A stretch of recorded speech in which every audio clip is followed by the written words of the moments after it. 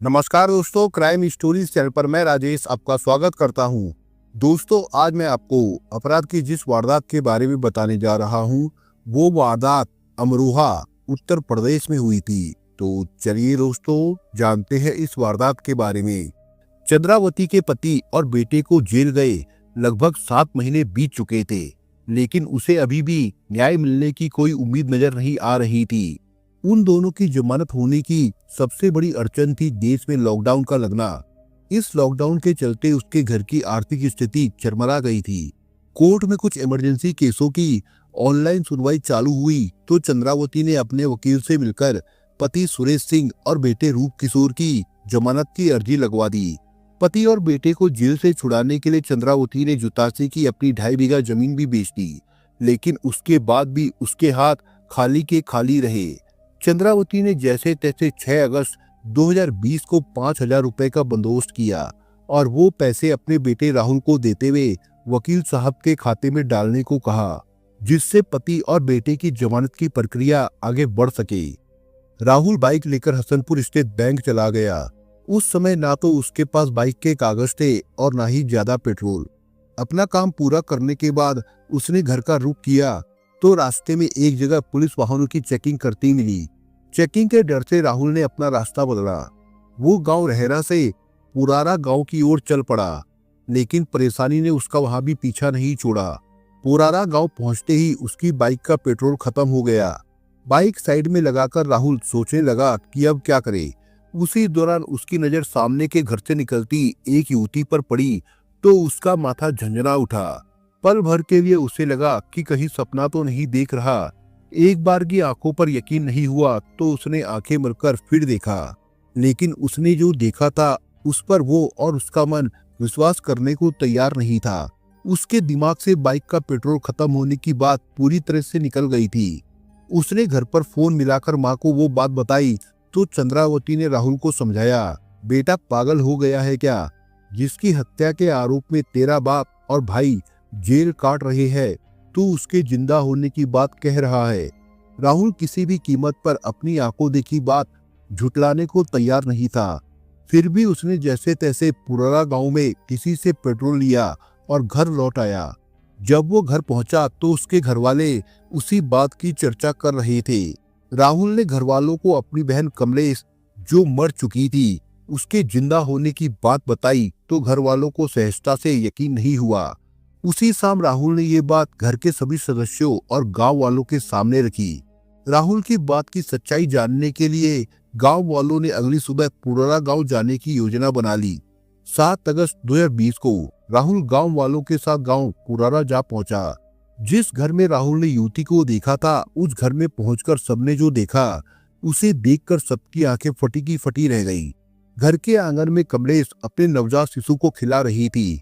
उसके पास ही एक चारपाई और पड़ी थी, जिस पर एक युवक बैठा उन दोनों को देख रहा था। घर में अचानक आए दर्जनों लोगों को देखकर दोनों सहम गए। पल भर को उनकी समझ में कुछ नहीं आया, लेकिन जैसे ही कमलेश की नजर माँ और भाई पर पड़ी तो उसे सब कुछ समझ में आ गया।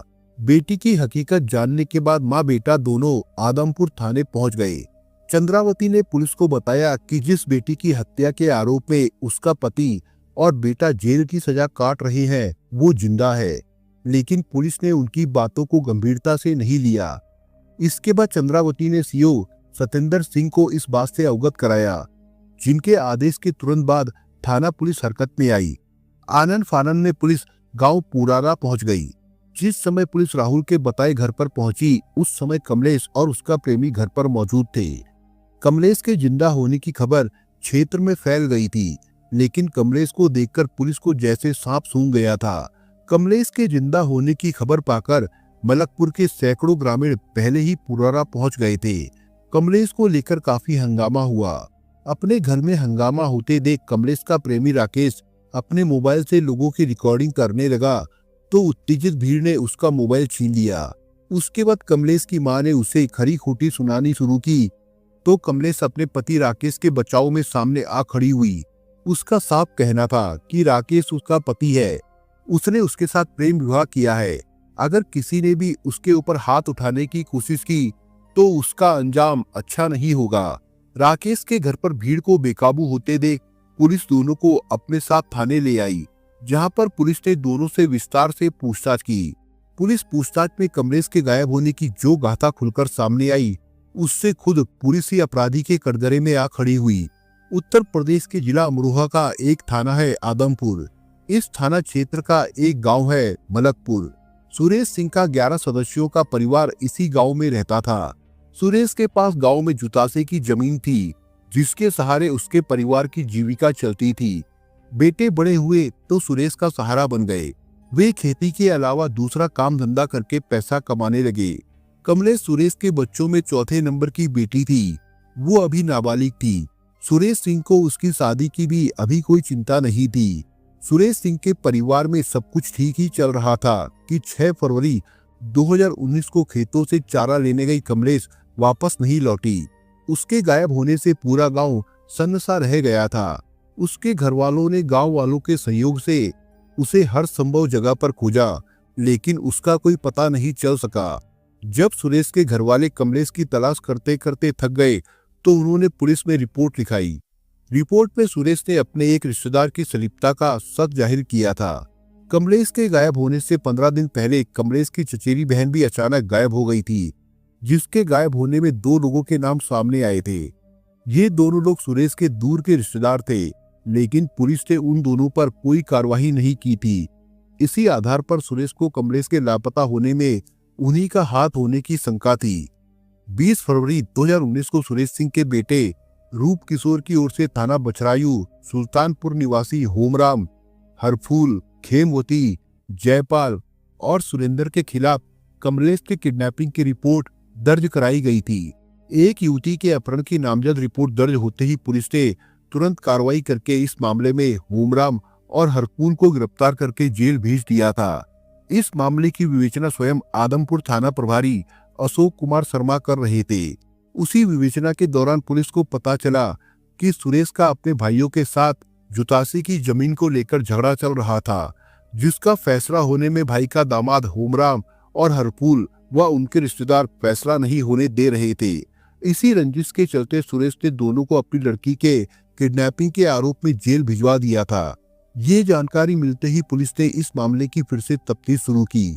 जांच अधिकारी अशोक कुमार ने इस केस को नया मोड़ देते हुए 28 दिसंबर 2019 को दूसरे पक्ष के लोगों के दबाव में आकर सुरेश और उसके बेटे रूप किशोर और उसके एक रिश्तेदार देवेंद्र को पूछताछ के लिए हिरासत में ले लिया। तीनों से गहनता के साथ पूछताछ की गई। सुरेश पहले ही अपनी बेटी के गायब होने से परेशान था। पुलिस की उल्टी कार्रवाई देखकर उसका मनोबल पूरी तरह से टूट गया। पुलिस ने सुरेश और उसके बेटे के साथ उसके एक रिश्तेदार को इतना टॉर्चर किया कि सुरेश का मानसिक संतुलन ऐसा गड़बड़ाया कि उसने स्वयं को बेटी का हत्यारा मान लिया। पुलिस की कार्रवाई ने सुरेश और उसके घर वालों को ऐसा परेशान किया कि उनकी रातों की नींद ही उड़ गई थी। पहले से ही अपनी बेटी के खो जाने का गम मन में पाले सुरेश सिंह की बीवी ने अपने पति और बेटे पर बेटी की मौत का कलंक लगने से दुखी थी और खाना पीना त्याग दिया था। पुलिस की बेरहमी के सामने दुखी सुरेश ने सरेंडर तो कर दिया, लेकिन पुलिस ने उसके कबूलनामे में जो बात पत्रकारों को बताई वो निराधार थी। पुलिस विवेचना के अनुसार सुरेश ने अपनी बेटी की हत्या का जुर्म कबूल करते हुए बताया था कि उसकी लड़की गलत संगत में पड़ गई थी। उसके चाल चलन से बदनामी हो रही थी। काफी समझाने की कोशिश की गई, लेकिन उसने उनकी एक नहीं मानी। उसी से तंग आकर उसने अपने बेटे रूप किशोर और रिश्तेदार देवेंद्र के साथ मिलकर कमलेश की गोली मारकर हत्या कर दी। इसके बाद तीनों ने उसके शव को बोरे में भरकर गंगा नदी में फेंक दिया था। कमलेश को मौत के घाट उतारने के बाद तीनों अपने घर चले आए। उसके बाद उन्होंने इस केस में अपने भाई रोहतास के दामाद होमराम और उसके परिजनों को फंसाने के लिए षड्यंत्र रचा। फिर होमराम और उसके घर वालों सहित 5 लोगों के खिलाफ अपनी बेटी के किडनैपिंग का झूठा मुकदमा दर्ज करा दिया था, ताकि उनके जेल चले जाने के बाद विवाद वाली भूमि उन्हें मिल जाए। पुलिस ने आरोपी पिता सुरेश की निशानदेही पर उसी के घर के संदूक से कमलेश की हत्या में इस्तेमाल तमंचा, कारतूस और जंगल में छिपाए गए कमलेश के कपड़े बरामद कर लिए। इस केस का खुलासा स्वयं अमरोहा के एसपी डॉक्टर विपिन तारा और एएसपी ने किया था। 29 दिसंबर 2019 को पुलिस ने सुरेश सिंह और उसके बेटे रूप किशोर वह टेलर देवेंद्र को कोर्ट में पेश करके जेल भेज दिया था।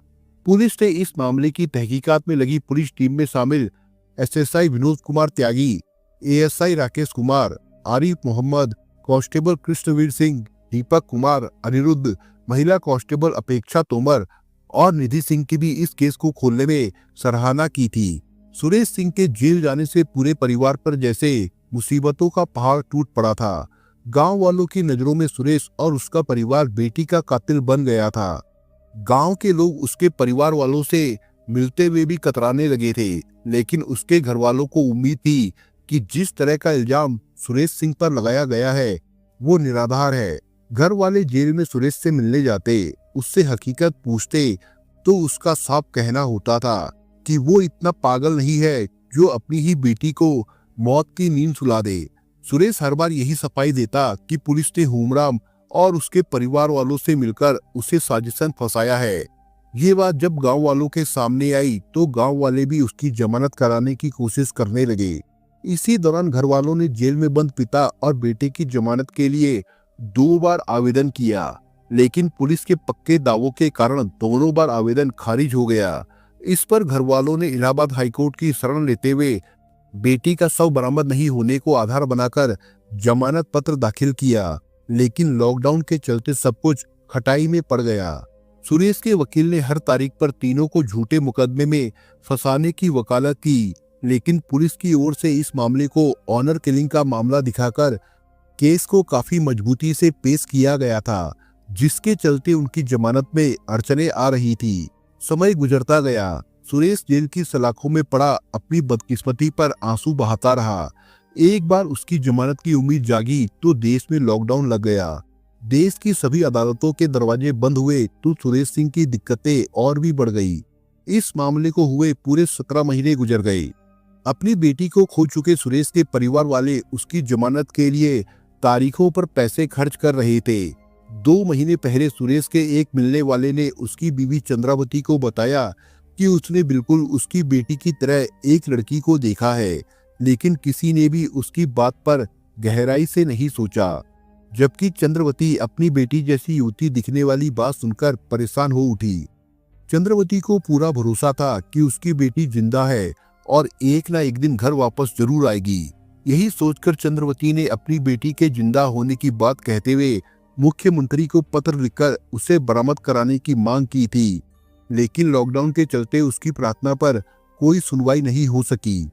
मामला खुलने पर जब पुलिस को पता चला कि जिस कमलेश की हत्या के आरोप पे वो उसके पिता और भाई को 7 महीने पहले जेल भेज चुकी है, वो जिंदा मिल गई है, तो पुलिस के होश फाख्ता हो गए।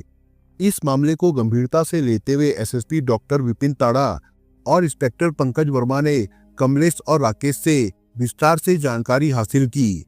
इस मामले में पुलिस का फर्जीवाड़ा उजागर होते ही लोगों का गुस्सा भड़क उठा। देखते ही देखते थाने पर ग्रामीणों की भीड़ जमा हो गई। उसके बाद भीड़ ने खूब हंगामा किया। थाने पर लोगों की भीड़ जुटने की सूचना पाते ही शासन प्रशासन हिल गया।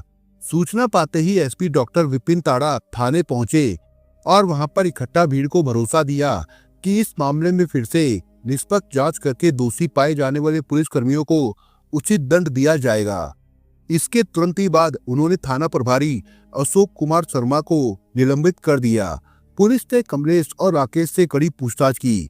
पुलिस पूछताछ में राकेश और उसकी प्रेमिका कमलेश के द्वारा जो जानकारी मिली वो इस प्रकार थी। मलकपुर गांव से लगभग 7 किलोमीटर दूर स्थित था राकेश का गांव पोरारा। राकेश सैनिक शादियों में खाना बनाने का काम करता था।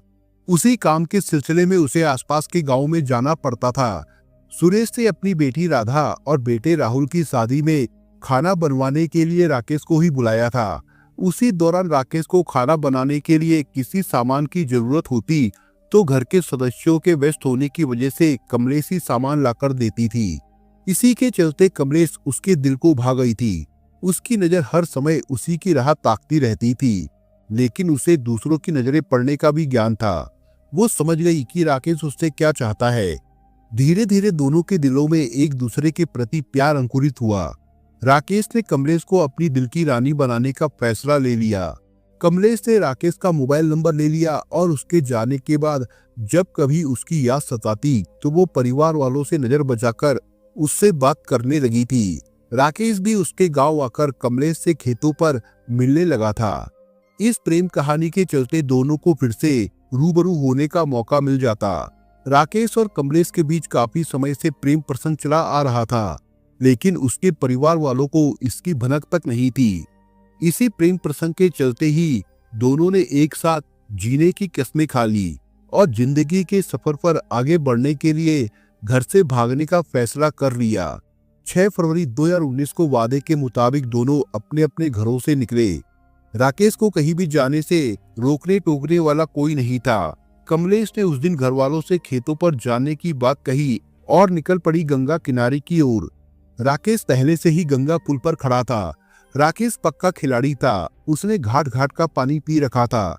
कमलेश को साथ लेकर वो सीधा दिल्ली पहुंचा। वहां उसके दोस्त की मदद से दिल्ली में एक किराए का कमरा ले लिया और वहीं रहकर काम करने लगा।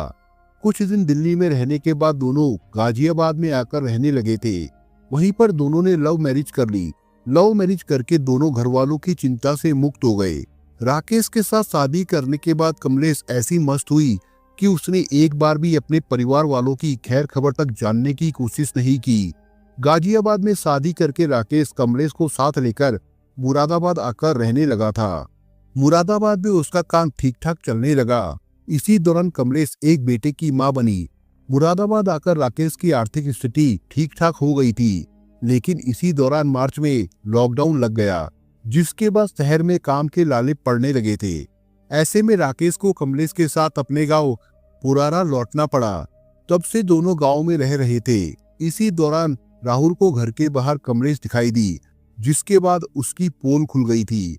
षड्यंत्रकारी आदमपुर पुलिस की झूठी स्क्रिप्ट ने सुरेश और उसके परिवार वालों को जो पीड़ा दी, उसकी भरपाई कभी नहीं हो सकती। लेकिन सुरेश के परिवार को इस बात की खुशी थी कि उस पर लगने वाला बेटी के कत्ल का कलंक धुल गया था। उन्हें गम भी नहीं था कि उनकी बेटी ने घर से भागकर उनके चेहरे पर कालिक पोती थी।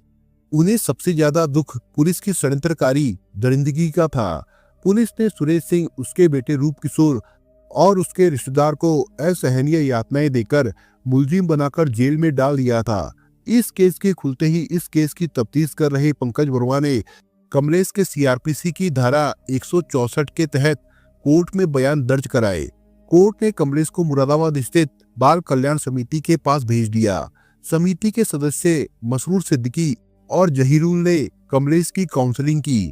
समिति ने कमलेश के सामने नारी निकेतन या फिर अपने माता पिता के पास जाने के विकल्प रखे।